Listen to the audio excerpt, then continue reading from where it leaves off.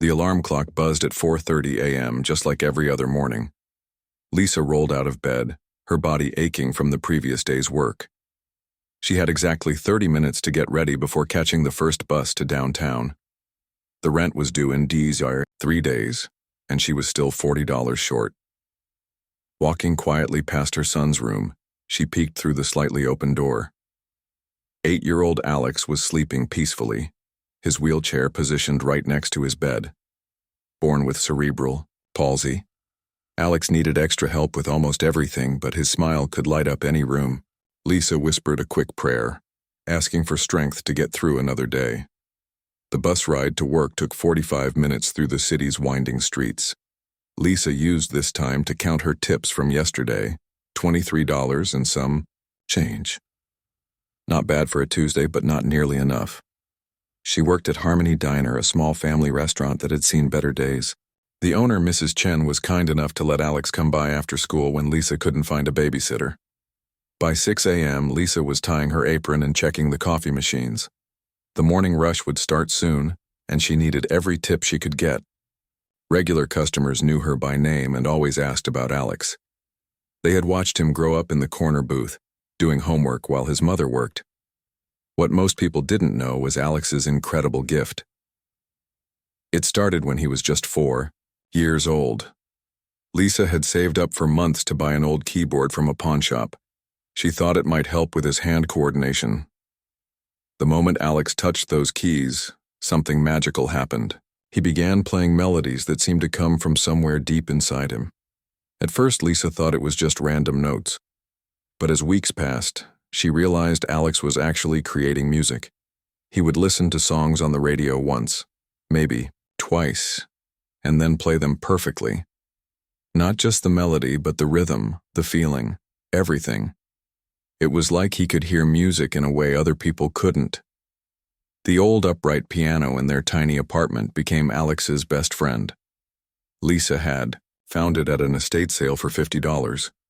Half the keys stuck and it was terribly out of tune, but Alex didn't seem to mind. He would spend hours creating beautiful sounds that filled their small home with joy.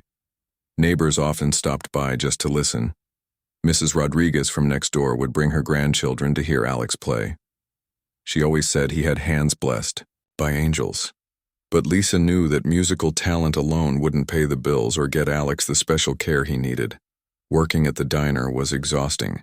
Lisa's shift started at 6 a.m. and ended at 2 p.m. Then she would rush to pick up Alex from school. 3 days a week, she worked a second shift from 6 p.m. to midnight at a local cleaning company. Sleep was a luxury she couldn't afford. Despite everything, Alex never complained. He understood they didn't have much money, but he never asked for expensive toys or games. His only request was always the same. Could they fix the broken keys on the piano? Lisa promised they would someday when things got better. The diner had its own piano, an old baby grand that hadn't been tuned in years. It sat in the corner, mostly used as a decoration. Sometimes, when the restaurant was quiet, Alex would look at it with such longing that it broke Lisa's heart. She knew he wanted to play it, but she was afraid to ask. What if he broke something? What if customers complained? School was another challenge. Alex attended regular classes with the help of an aide, but music class was his favorite. His teacher, Mr. Williams, had noticed Alex's unusual talent and suggested private lessons. When he learned about their financial situation, he offered to teach Alex for free. But Lisa's pride wouldn't let her accept charity. She wanted to give her son the best, but she wanted to earn it. Every night, after Alex fell asleep, Lisa would sit at their kitchen table with a calculator and a pile of bills. The numbers never seemed to add up right. The rent, utilities, groceries, Alex's medical appointments, his special wheelchair equipment, it all cost more than she could make.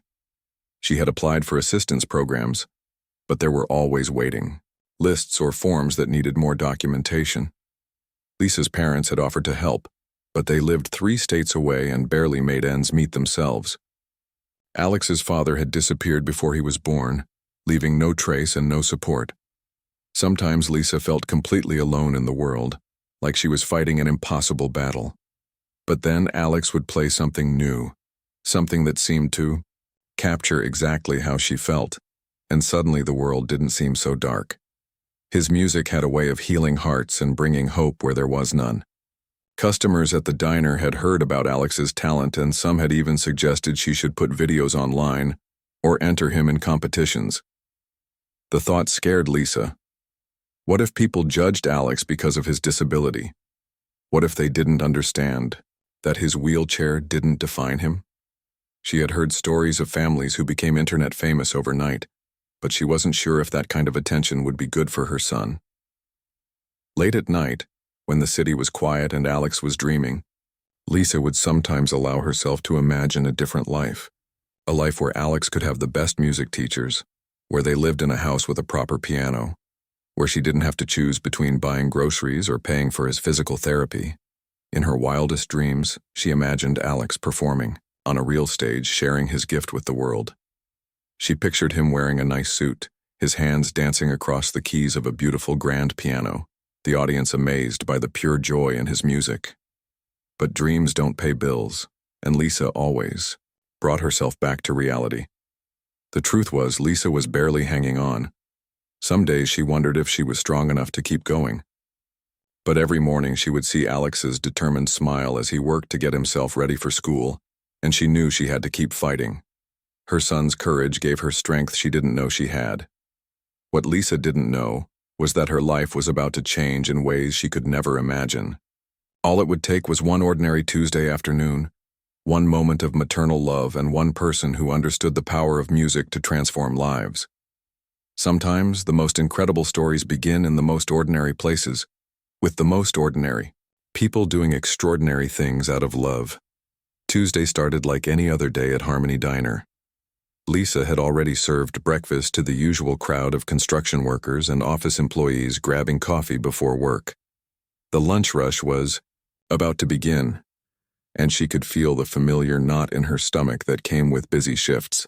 More customers meant more tips, but it also meant more stress and aching feet. Alex sat in his usual corner booth working on math homework while sipping chocolate milk. School had ended early due to a teacher planning day, so he had come to the diner with Lisa. He was used to spending afternoons here quietly drawing or reading while his mother worked. The other waitresses always made sure he had snacks and helped him with homework when they had a moment. Around noon, something unusual happened. A black sedan pulled up outside the diner, which was strange because most customers drove older cars or took the bus. 3 men in expensive suits walked through the front door, looking completely out of place among the worn vinyl booths and checkered floor tiles. Lisa noticed their clothes probably cost more than she made in a month. The tallest man appeared to be in his 50s, with graying hair and kind eyes behind wire-rimmed glasses. He moved with quiet confidence, not the flashy attitude Lisa expected from someone clearly wealthy. The other 2 men seemed to be business associates, checking their phones and looking slightly uncomfortable in the humble surroundings. Mrs. Chen, the diner owner, hurried over to seat them at the best table near the window. Lisa could tell she was nervous about serving such obviously important customers. Their usual clientele consisted of local workers, students, and elderly neighbors who came for the affordable home-style cooking. Lisa approached their table with water glasses and menus, trying to project more confidence than she felt. The main gentleman smiled warmly and thanked her, which surprised her. In her experience, wealthy people were often demanding or dismissive toward service workers. This man seemed different, more genuine somehow. While they studied the menu, Lisa heard one of the associates quietly complaining about the neighborhood and suggesting they go somewhere more upscale, but the older man shook his head firmly. He said something about preferring authentic places with real character over fancy restaurants where everything felt artificial. As Lisa took their order, she noticed the man glancing around the diner with genuine interest. His eyes lingered on the old photographs covering the walls, showing the restaurant's history over the past 30 years. He asked Mrs. Chen about the pictures, listening intently as she explained how her late husband had opened the place with nothing but a dream and determination. What really caught his attention, though, was the old piano sitting in the corner near Alex's booth. Lisa had almost forgotten it was there. It had become such a permanent fixture that she barely noticed it anymore. The piano was a 1960s baby grand that Mrs. Chen's husband had bought secondhand decades ago. Local musicians occasionally played during weekend dinner service, but most days it just collected dust. The businessman kept looking at the piano, then at Alex, who was now finished with his homework and drawing pictures of musical notes in the margins of his notebook. Lisa could see the man was curious about her son, but she felt protective. People often stared at Alex because of his wheelchair, and she had learned to read the difference between curiosity and pity. During their meal, the three men discussed business matters in low voices. Lisa caught fragments of conversation about technology companies, investment opportunities, and board meetings. She realized these weren't just wealthy men. They were the kind of people who shaped entire industries. Yet the older gentleman continued to show interest in the diner's atmosphere and history. About halfway through lunch, something magical happened. A song came on the diner's old radio system, a classical piece that Lisa didn't recognize, but Alex clearly did. She watched as her son's eyes lit up with recognition. His pencil stopped moving and he tilted his head in that special way he did when music captured his attention completely.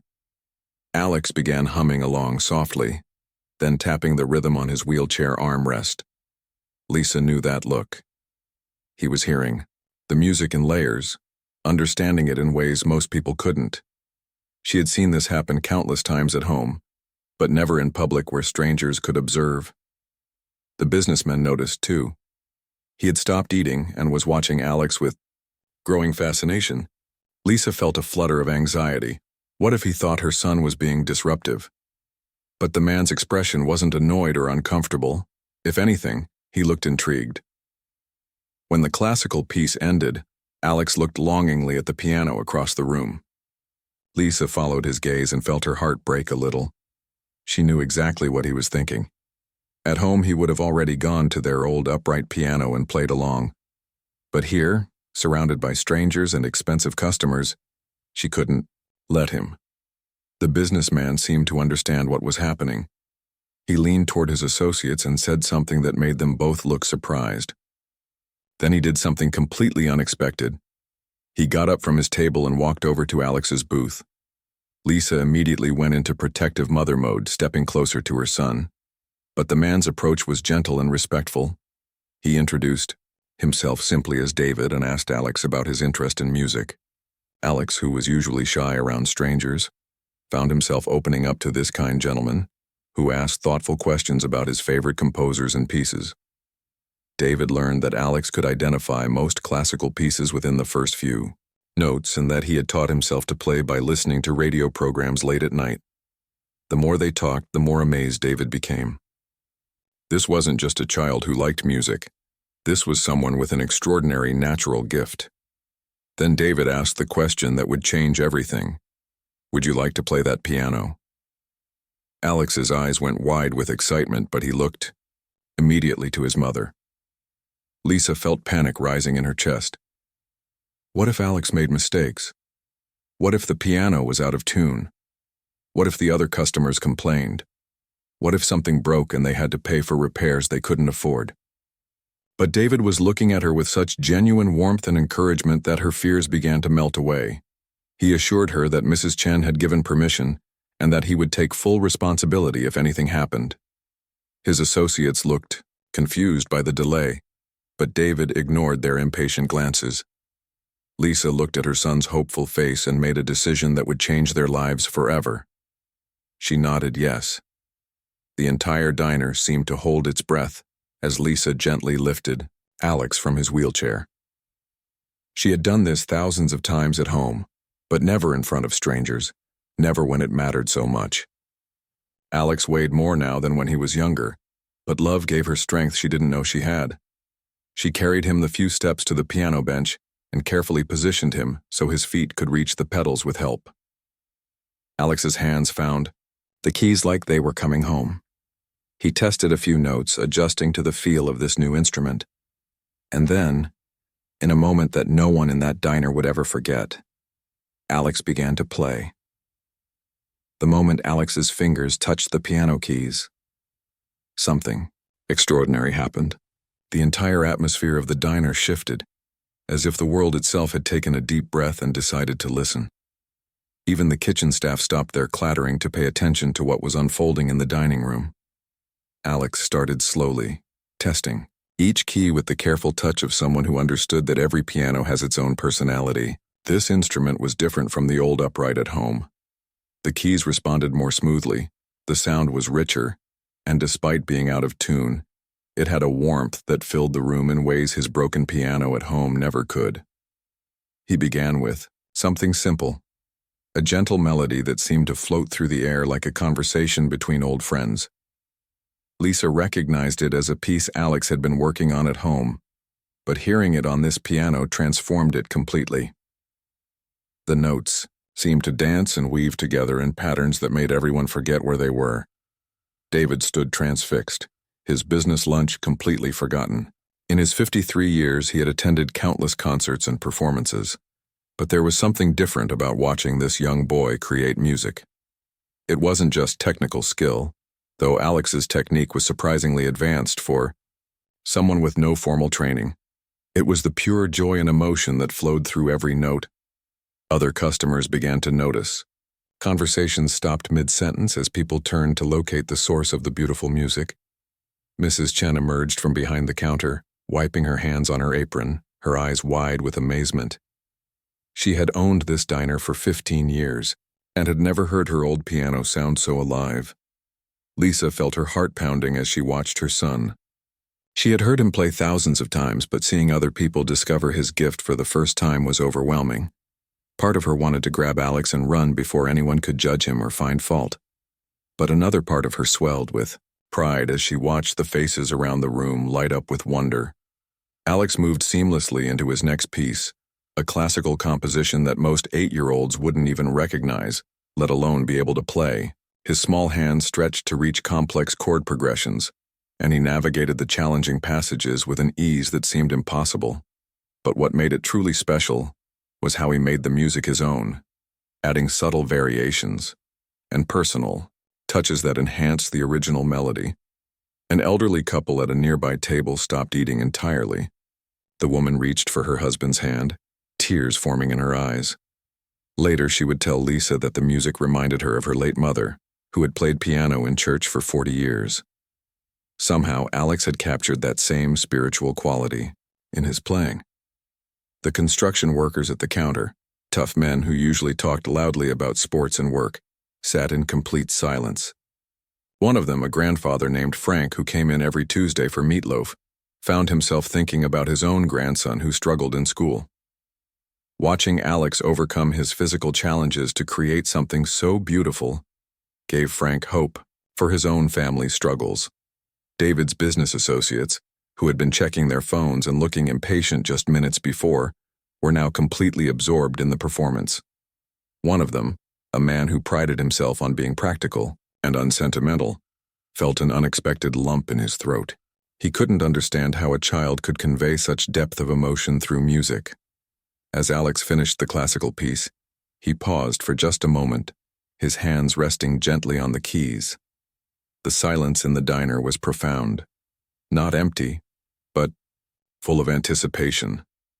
Everyone seemed to understand that they were witnessing something special, something that doesn't happen in ordinary moments of ordinary days.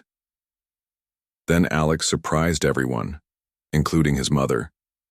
Instead of stopping, he began to improvise. His fingers found a new melody, something Lisa had never heard before. It started soft and questioning, like a child asking, "What if?" Then it grew stronger and more confident, building layers of harmony that seemed impossible for one person to create. The improvisation told a story without words. It spoke of struggle and hope, of dreams that seemed too big and love that made them possible anyway. Lisa realized with shock that Alex was musically describing their life. The early morning bus rides, the worry about bills, the broken piano, at home, but also the joy they found in small moments and the unbreakable bond between them. David found himself leaning forward, hanging on every note. As someone who had built a technology empire from nothing, he understood the language of innovation and creativity. But what Alex was doing went beyond business or strategy. This was pure artistic genius expressing itself through the soul of a child who had every reason to be bitter about life's challenges but chose joy instead. The improvisation took an unexpected turn as Alex began incorporating jazz elements he had picked up from late-night radio programs. His left hand established a walking bass line, while his right hand danced through chord progressions that would challenge professional musicians. He was taking risks, experimenting, pushing the boundaries of what the old piano could do. A young couple on their first date sat amazed as Alex's music provided the perfect soundtrack to their nervous conversation. They would later say that his playing helped them relax and connect in ways that fancy restaurant ambiance never could have achieved. The music was honest and real, just like the feelings they were discovering for each other. Mrs. Chen wiped tears from her eyes as she listened. Her late husband had always believed that music could heal hearts and bring people together. Watching her diner transform into something magical, seeing strangers become united in shared wonder, she knew he would have loved this moment. Alex's playing reached a crescendo that filled every corner of the room with sound. But it wasn't overwhelming or aggressive. It was like being wrapped in warm sunlight after a long winter. Everyone felt it differently, but everyone felt something profound and beautiful. As the music began to wind down, Alex's expression showed the deep concentration of someone completely lost in the creative process. His disability hadn't disappeared, but it had become irrelevant. At this piano, in this moment, he wasn't the boy who needed help getting around or who required special accommodations. He was simply a musician sharing his gift with the world. The final notes lingered in the air long after Alex's hands left. The keys. The silence that followed wasn't awkward or empty. It was the kind of reverent quiet that follows something sacred. People seemed afraid to break the spell by speaking or moving too quickly. Then, spontaneously, applause began. It started with David, who began clapping slowly and deliberately. Others joined in: Mrs. Chen, the elderly couple, the construction workers, the young lovers, even the business associates who usually reserved their enthusiasm for profit margins and market shares. But this wasn't just polite restaurant applause. This was the kind of ovation reserved for moments when people witness something that changes their understanding of what's possible. Alex looked up from the piano bench, surprised by the response, his face glowing with happiness and accomplishment. Lisa felt overwhelmed by emotions she couldn't name. Pride, certainly, but also fear about what this moment might mean for their quiet life. She had always known Alex was special, but seeing others recognize his gift made it real in a way that scared and thrilled her simultaneously. David approached the piano with tears in his eyes, something his business associates had never seen before. He knelt down to Alex's eye level and said simply, "That was the most beautiful music I've ever heard." And in that moment, 3 lives were about to intersect in ways none of them could have imagined. David couldn't sleep that night. He sat in his penthouse office looking out at the city lights, but his mind kept returning to the diner and the extraordinary boy who had played piano like an angel. As the founder and CEO of one of the country's largest technology companies, David was used to making million-dollar decisions without hesitation. But this was different. This wasn't about business or profit margins. This was about something much more personal and meaningful. He thought about his daughter, Melody, who would have been 13 now if the car accident hadn't taken her 3 years ago. She had shown incredible musical promise too, though nothing quite like what he had witnessed from Alex. Melody had begged for piano lessons when she was 6, and David had hired the best instructors money could buy. She had progressed quickly, filling their house with beautiful music and laughter. The memory still hurt. David had been working late again, missing another one of her recitals, when the call came. His wife Rebecca had been driving home from Melody's performance when a drunk driver ran a red light. Rebecca survived with minor injuries, but Melody was gone in an instant. The guilt had eaten away at David ever since. All those missed recitals, all those times he chose work over watching his daughter discover her passion for music. After the funeral, David and Rebecca had divorced, not from anger or blame, but from the shared grief that made being together too painful.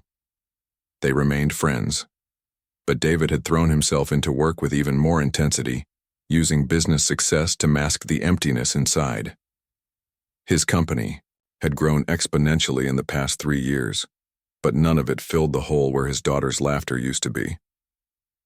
The next morning, David found himself driving back to Harmony Diner instead of going to his office. His assistant had called 3 times asking about important meetings, but David ignored the calls.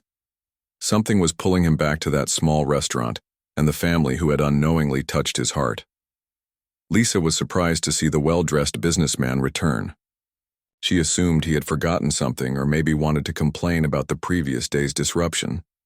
Her defenses immediately went up, especially when she noticed he was alone this time, without his business associates. David asked if he could speak with her during her break. Lisa felt nervous but agreed, leading him to a quiet corner booth while Mrs. Chen watched Alex, who was again working on homework while his mother served customers. David seemed different today, less formal, more vulnerable somehow. He started by telling Lisa how much Alex's performance had meant to him. But then, to Lisa's surprise, he began sharing his own story. He talked about Melody, about the accident, about the regret that haunted him every day. He explained how watching Alex play had reminded him of his daughter's joy and passion for music. Lisa listened with growing amazement and sympathy. This powerful, wealthy man was opening his heart. To her, a struggling waitress he barely knew, she began to understand that his interest in Alex wasn't random or shallow. It came from a place of deep personal loss and recognition. Then David made an offer that seemed impossible. He wanted to provide Alex with full scholarships to the best music schools in the country. Not just lessons, but everything. Adaptive equipment, specialized instruction, even physical therapy to help with his motor skills. David had already made phone calls to directors at prestigious academies who were willing to work with Alex's unique needs. Lisa's first reaction was disbelief, followed quickly by suspicion. In her experience, wealthy people didn't just give away opportunities like this without expecting something in return. She asked David directly what he wanted from them, what the catch was. David's answer was heartbreakingly simple. He wanted to honor his daughter's memory by helping another musical child reach their full potential. He explained that he had established a foundation in Melody's name, but it had felt empty and meaningless until now. Helping Alex would give the foundation real purpose. But David's offer went beyond just Alex's education. He had noticed the family's financial struggles and wanted to help Lisa too. His foundation needed someone to manage their community outreach programs, someone who understood what it meant to struggle and fight for their children's futures. He offered Lisa a position that would triple her income and provide full health benefits for both her and Alex. Lisa felt overwhelmed. Part of her wanted to say yes immediately. This was the answer to every prayer she had ever whispered. But another part of her was terrified. What if this was too good to be true? What if David changed his mind? What if she wasn't qualified for such an important job? What if accepting help meant losing her independence and pride? She asked for time to think, and David understood completely. He gave her his personal phone number and told her to take as long as she needed. But he also shared something that surprised her. He was more nervous about this conversation than any business deal he had ever negotiated. This mattered to him in ways that money and success never could. That evening, Lisa sat with Alex at their kitchen table, trying to explain the opportunity that had been offered. Alex listened with the serious expression he wore when processing important information. When she finished, he was quiet for a long moment before asking a simple question. "Will I still be able to play our piano at home?" Lisa's heart broke a little at the innocence of his concern. She assured him that no matter what happened, their old piano would always be special because it was where his gift had first flourished. Alex nodded solemnly, then asked if the man seemed kind. When Lisa said yes, Alex replied with 8-year-old wisdom, "Then maybe we should trust him." Over the next few days, Lisa researched David's foundation and discovered it was legitimate and highly respected. She called the music academy he had mentioned and spoke with administrators who confirmed everything David had promised. She even found online articles about his daughter's death and his wife's recovery. which explained his genuine motivation for wanting to help. But the decision wasn't just about facts and opportunities. Lisa had to wrestle with her own pride and fear. She had always been fiercely independent, working multiple jobs to provide for Alex without asking for help from anyone. Accepting David's offer felt like admitting she couldn't take care of her son alone. Mrs. Chen, who had become like a grandmother to Alex, helped Lisa see things differently. She pointed out that sometimes refusing help isn't strength, it's selfishness. Alex deserved every opportunity to develop his incredible gift, and Lisa's pride shouldn't stand in the way of her son's future. The conversation that changed everything happened on a Friday evening. Lisa called David and asked to meet at the Guillaume diner one more time. With Alex listening from his wheelchair nearby, she accepted the offer. But she had conditions. She wanted to start slowly.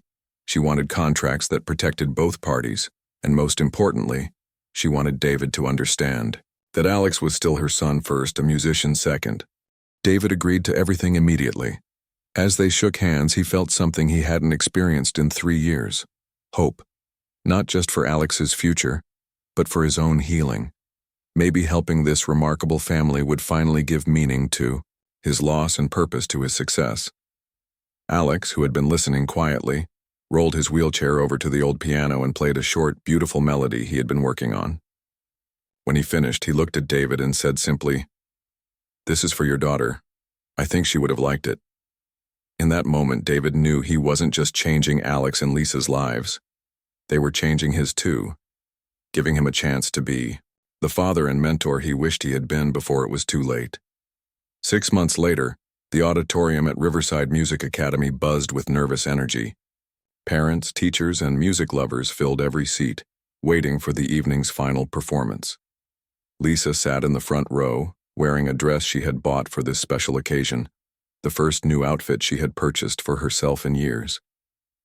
Her hands trembled slightly as she watched the stage, waiting for her son to appear. David sat beside her, equally nervous but for different reasons. Over the past 6 months, he had watched Alex transform from a shy boy playing on a broken piano to a confident young musician who could hold his own among students twice his age. But tonight wasn't just about Alex's progress. It was about proving that taking a chance on potential, rather than just proven success, could create something extraordinary. The academy had been skeptical at first. They had never enrolled a student so young with such significant physical challenges. But Alex's audition had silenced every doubt. Within his first week, he was already helping older students understand complex musical concepts. His natural ability to hear harmonies and his innovative approach to overcoming physical limitations had impressed even the most experienced instructors. Lisa's new job at David's Foundation had been equally transformative. What started as managing community outreach had evolved into something much more meaningful. She had become the bridge between the foundation and families facing challenges similar to what she and Alex had experienced. Her genuine understanding of struggle, combined with her natural empathy, made her incredibly effective at identifying children who needed support. The foundation had already helped 12 other families, providing music lessons, art supplies, and educational opportunities to kids whose talents might otherwise have been overlooked. Lisa had personally visited each family, sharing her story and helping them navigate the complex emotions that came with accepting help. She had learned that her experience as a struggling single mother wasn't something to hide. It was her greatest qualification for the work she now did. Alex's physical therapy had progressed beyond anyone's expectations. Working with specialized equipment and therapists who understood both his medical needs and musical goals, he had developed better coordination and strength. His new wheelchair was designed specifically for musicians, allowing him to position himself perfectly at any piano. But more importantly, his confidence had soared. The curtain rose, and Alex appeared on stage in a sharp black suit that David had insisted on buying. The audience fell silent as he positioned himself at the beautiful grand piano, a far cry from the broken instrument that had started his musical journey. Lisa felt her heart swell with pride as she watched her son adjust the bench with the same careful attention he had always given to music. Alex began his performance with the classical piece he had played that first day at the diner. But it was transformed by months of proper instruction and a quality instrument. The melody that had once struggled to emerge from broken keys now flowed with crystal clarity and emotional depth. Every note was precise, yet somehow still carried the pure joy that had first captured David's attention. But what happened next surprised everyone, including Alex's instructors. Instead of continuing with his prepared program, he began to improvise, weaving the classical theme into something entirely new. This was vintage Alex, the boy who couldn't resist adding his own creative touch to everything he played. The improvisation told the story of the past 6 months. It started with the uncertainty and fear that had filled Lisa when David first made his offer. The music grew stronger and more confident, representing the family's gradual acceptance of help and their growing trust in David's genuine intentions. Then it exploded into a celebration of new opportunities and the joy of dreams finally coming true. In the audience, Mrs. Chen wiped tears from her eyes. She had closed the diner early to attend Alex's recital, and seeing the shy boy from her corner booth now commanding the attention of hundreds of people filled her with enormous pride. She thought about her late husband and how he had always believed that small acts of kindness could change the world. David found himself thinking about Melody again, but for the first time in 3 years, the memories didn't bring only pain. He imagined his daughter sitting beside him, clapping enthusiastically for Alex's performance. Somehow, helping Alex had allowed David to reconnect with the joy that music had brought to his own family before tragedy struck. Alex's piece reached its climax with a section he dedicated to his mother. The music captured her strength, her sacrifice, and her unwavering love. Lisa had to cover her mouth to muffle a sob as she recognized musical phrases that seemed to describe their late-night conversations, their shared worries, and their quiet moments of hope when everything seemed impossible. The final section was Alex's tribute to David and the foundation. But it wasn't just grateful or reverent, it was hopeful and forward-looking. The music spoke of partnerships and possibilities, of what could happen when people choose to lift each other up instead of focusing only on their own struggles. As the last notes faded, the auditorium erupted in the kind of standing ovation usually reserved for world-famous performers. But this applause carried something extra, the recognition that they had witnessed not just musical excellence, but the power of human compassion to transform lives. Alex looked out at the audience, his face glowing with accomplishment and joy. He found his mother in the crowd and smiled the same smile that had given her strength through all those difficult mornings. Then he looked at David and mouthed, "Thank you," a simple gesture that carried the weight of a completely changed life. By the recital, Alex was approached by representatives from several prestigious music schools, including Juilliard, who wanted to discuss his future education. A recording company executive asked if the family would be interested in making an album of Alex's original compositions. A documentary filmmaker wanted to tell their story to inspire other families facing similar challenges. But perhaps the most meaningful moment came when a young girl in a wheelchair approached Alex after the show. She had been in the audience with her own struggling family, guests of the Foundation's outreach program. She told Alex that watching him play had made her believe she could pursue her own dreams of becoming an artist, despite the challenges her disability presented. Lisa watched this interaction and realized that their story had grown bigger than just their own family. Alex's success was inspiring other children to believe in themselves, and the Foundation was creating a ripple effect of hope that extended far beyond what any of them had originally imagined. David announced that evening that the Foundation would be expanding its programs, with Lisa as the new director of family services. They would be opening satellite programs in 5 other cities, each one designed to identify and support children whose talents might otherwise go unrecognized due to poverty, disability, or other circumstances. 6 months after that magical afternoon at Harmony Diner, 3 lives had been completely transformed. Alex had found his platform to share his gift with the world. Lisa had discovered that her struggles had prepared her for a career, helping other families navigate their own challenges. And David had learned that the best way to honor his daughter's Memory was not by dwelling on his loss but by creating opportunities for other children to flourish. The story became a testament to the truth that extraordinary things can happen when ordinary people choose compassion over indifference, when they see potential instead of limitations, and when they understand that lifting others up ultimately lifts everyone involved. Today, Alex continues to perform and compose, but he also works with the foundation to identify other young musicians who need support. Lisa has helped hundreds of families access resources they never knew existed, and David has found a peace he thought he had lost forever. Knowing that Melody's legacy lives on in every child, the foundation helps reach their dreams. Sometimes the most beautiful music comes not from perfect instruments but from broken things that refuse to stop singing.